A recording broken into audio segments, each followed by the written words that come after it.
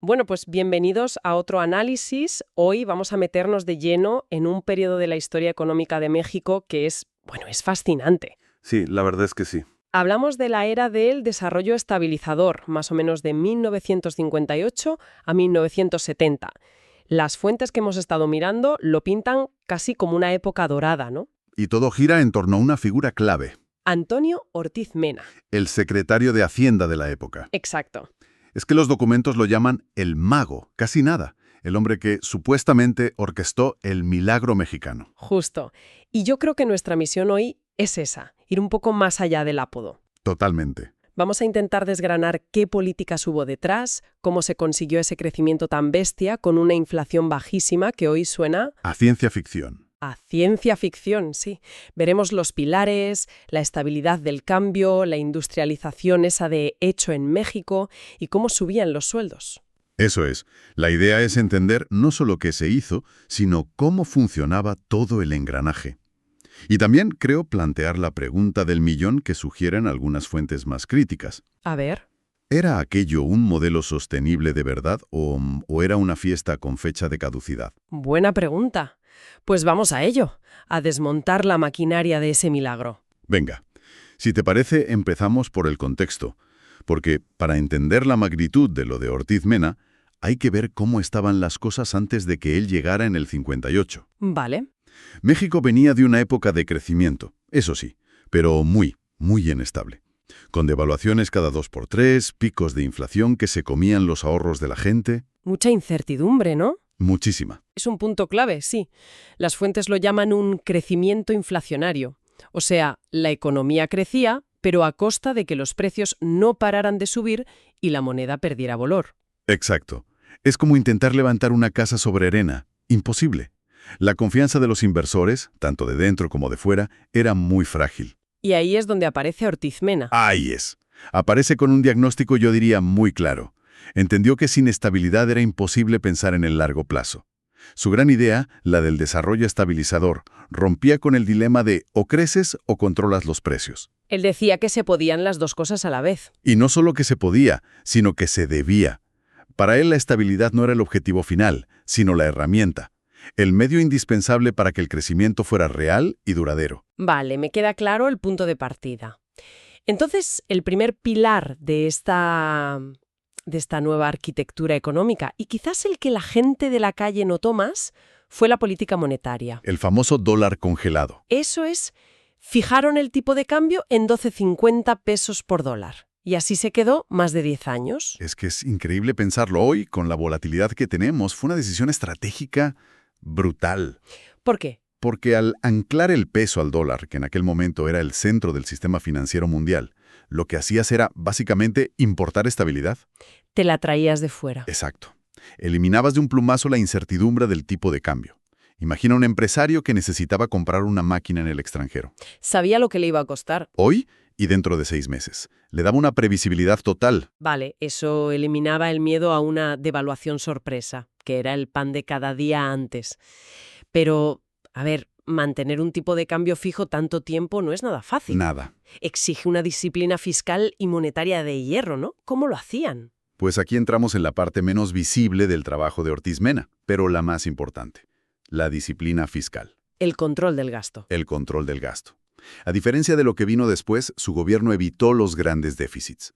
La idea era simple, pero muy potente. El gobierno no gasta mucho más de lo que ingresa por impuestos. Tan simple y tan complicado a la vez. ¿Ya ves?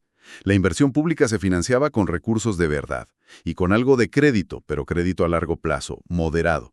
Nada de darle a la máquina de imprimir billetes, que es la receta clásica para que se dispare la inflación. O sea que lo del dólar congelado no era magia. Para nada. Era la consecuencia de una política fiscal muy conservadora y pensada. Se aguantaron la tentación de gastar a lo loco a corto plazo para asegurar la estabilidad a largo plazo. Exactamente. Se priorizó la inversión en cosas clave. Carreteras, presas, electricidad.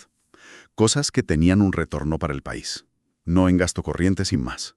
Y esta prudencia, claro, generaba confianza, atraía inversión. Y permitía al Banco de México tener reservas para defender ese tipo de cambio. Es que era un círculo virtuoso. La disciplina fiscal sostenía el tipo de cambio, y el tipo de cambio estable fomentaba la inversión y mantenía la inflación a raya.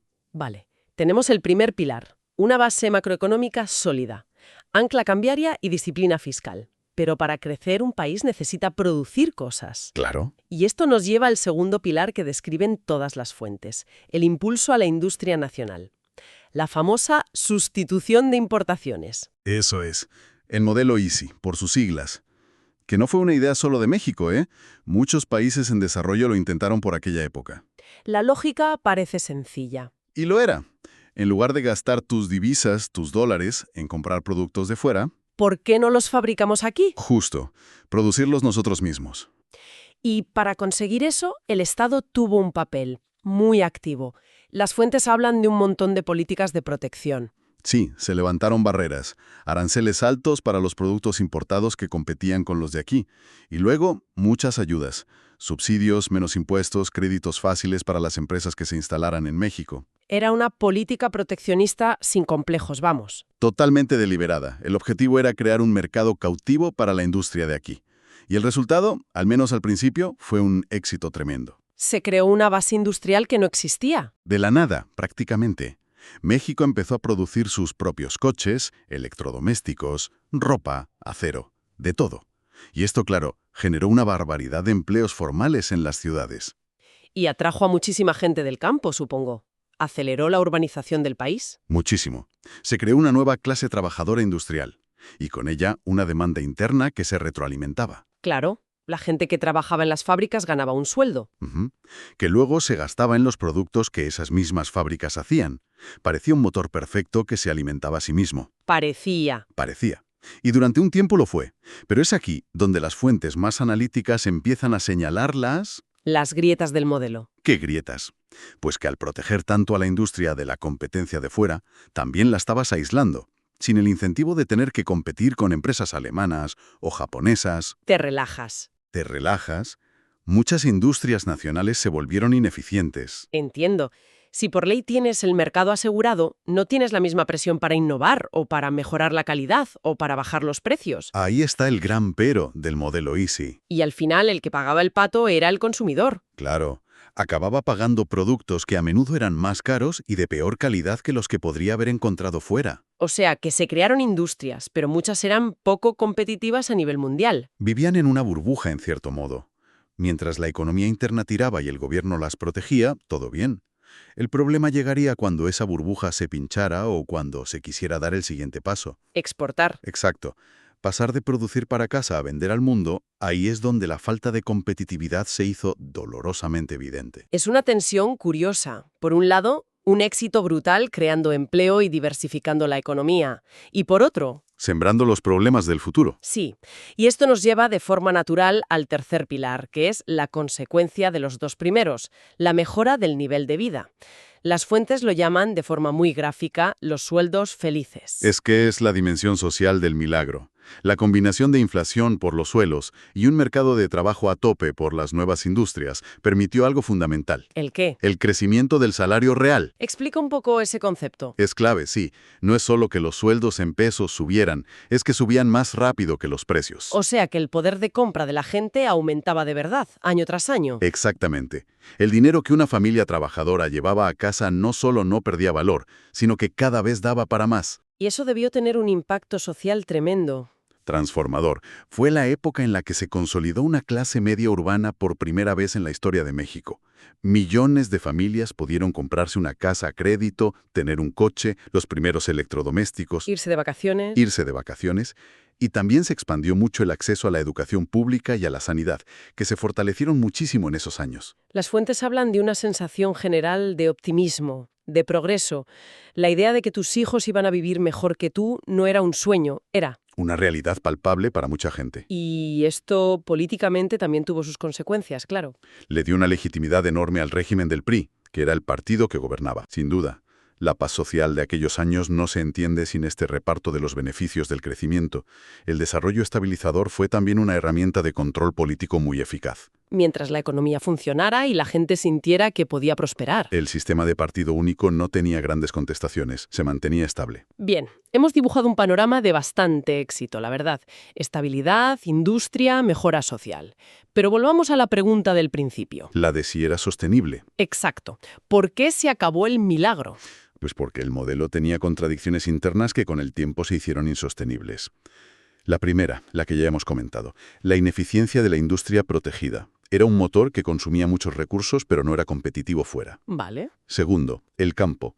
El campo mexicano fue el gran sacrificado del modelo. Se centraron en la industria y la ciudad. Y el sector agrícola se quedó atrás. Esto provocó esas migraciones masivas y, a la larga, hizo que México pasara de exportar alimentos a tener que importarlos. Un cambio radical.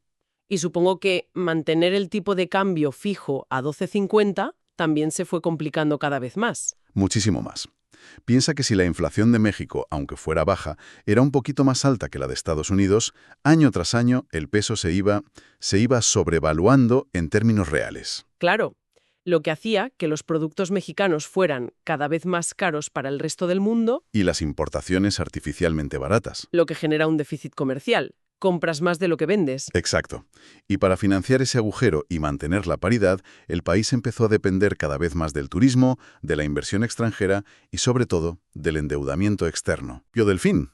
La salida de Ortiz Mena en 1970 y la llegada de gobiernos con otra mentalidad, mucho más expansiva en el gasto. En un contexto internacional que también cambió por completo. La tormenta perfecta. Se acabó el sistema de Bretton Woods, la crisis del petróleo, y los sucesores de Ortiz Mena abandonaron la prudencia fiscal. Empezaron a gastar sin control, financiando todo con más deuda y dándole a la máquina de billetes. Y la maquinaria que había funcionado 12 años se rompió. Se rompió. La inflación se disparó, la deuda se hizo impagable y al final, en el 76, la devaluación. Traumática e inevitable. El milagro se había terminado y empezaron décadas de crisis. Entonces, el legado de Ortiz Mena es complejo. Por un lado, demostró que se podía crecer de forma estable, sentó las bases del México moderno. Sin duda. Pero por otro, el modelo que construyó tenía fallos de diseño que sus sucesores no supieron o no quisieron arreglar, y que al final llevaron al colapso. Es un legado con dos caras, ¿sí? La del estadista prudente que consiguió una prosperidad sin precedentes, y la del arquitecto de un edificio que, bueno, era sólido en su momento, pero no estaba preparado para las tormentas que vinieron después. ¿Y cuál dirías que es la gran lección de todo aquello? Pues mira, quizá la gran lección no está tanto en las políticas concretas, porque el mundo de hoy es muy diferente, Vale. sino en el principio que hay debajo de todo. La idea de que la responsabilidad fiscal y la estabilidad macroeconómica no son cosas de derechas o de izquierdas, son simplemente la condición necesaria para cualquier proyecto de desarrollo que quiera durar en el tiempo. Un resumen perfecto. La historia del desarrollo estabilizador es un buen recordatorio de que los milagros económicos, de milagros tienen poco. Suelen ser el resultado de políticas muy deliberadas, con sus aciertos, sus costes y, por supuesto, sus límites. Y nos deja, creo, con una pregunta final para reflexionar que además es súper actual. A ver, dispara. El modelo de Ortiz Mena se basaba en un Estado fuerte, ¿no? Que dirigía la economía, protegía su industria, buscaba un equilibrio social.